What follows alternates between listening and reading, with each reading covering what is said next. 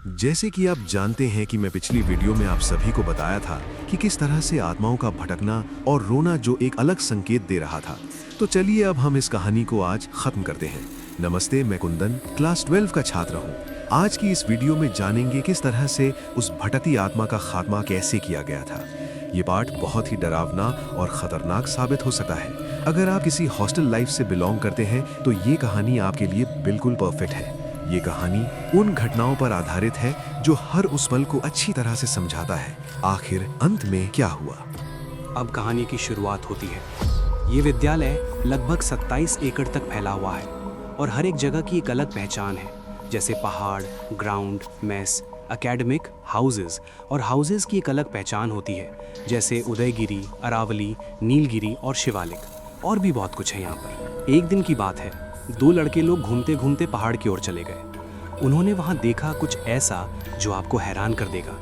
उन्होंने देखा कि एक छोटा सा कुत्ते का बच्चा जिसका चारों पैर कटा हुआ था और सिर धड़ से अलग था और उसी के खून से उसके शरीर पर प्यासी लिखा हुआ था। ये लोग देखते ही बहुत तेजी से डरते हुए भागते हैं। ये लोग डर से किसी को कुछ नहीं बताते हैं। उसी प्रकार से मतलब उससे भी भयानक चीज होते हुए देखा गया। एक रात कुछ ग्रुप में लड़के लगभग 2 बजे के करीब इस विद्यालय से भागकर कुछ खाने के लिए मोड़ पे जाते हैं, लेकिन उन्होंने वहाँ कुछ देखा जो आपको हैरान कर देगा। उस रात एक ट्रक ने बहुत तेज टक्कर मारती है कार को, जिससे सभी लोगों की मौत हो जाती है। ये सब उनके सामने हुआ। रोने की आवाज़ आती है। तेज़ आवाज़ में रोते हुए वो बोल रहा था कि मेरे साथ अन्याय हुआ है, मैं किसी को नहीं छोड़ूंगा, मेरे साथ अन्याय हुआ है। ऐसा बोलते हुए वो रोता रहता है।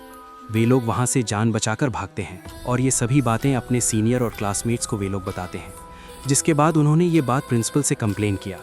उन्होंने इस बात को पूरा सीरियस होकर इस पर सोच विचार करने लगे। फिर 4 दिनों बाद प्रिंसिपल क्वार्टर के बाहर रात के करीब 1:10 में प्रिंसिपल की नींद खुलती है तो वो अपनी खिड़की से अजीब एक आवाज़ सुनाई दे रही थी। उसने ध्यान से देखने के बाद एक काली बिल्ली उनके घर का चक्कर लगा रही थी। वो बिल्ली दौड़कर पेड़ पर चढ़ती, फिर उतरती, फिर चढ़ती, फिर उतरती, ऐसा वो बार बार कर रही थी। वो बिल्कुल शांत होकर, बिल्कुल चुपचाप होकर ये सभी घटनाओं को देख रहे थे। वो चौंक गए थे। फिर अचानक से वो बिल्ली सफ़ेद कलर्स में बदलते हुए कपड़ों को धारण कर लिया और वो बहुत ही डरावना और ख़तरनाक दिख रहा था।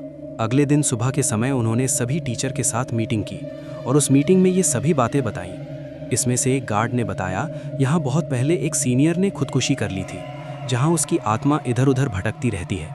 उसे अभी तक मुक्ति नहीं मिली है। उसके बाद एक तांत्रिक को बुलाया गया जिसमें वो सभी घटनाओं को सुनता है और उसके बाद बताता है कि इसकी कंकाल को बाहर निकालना होगा और इसे जलाना होगा, तब जाकर इसे मुक्ति मिलेगी। उसके कंकाल को सभी लोग ढूंढने में लग गए और पता चला कि उसकी कंकाल स्कूल के पीछे वाले ग्राउंड में गाड़ी गई है। पीछे गर्ल्स हॉस्टल के जस्ट बगल वाले ग्राउंड में था।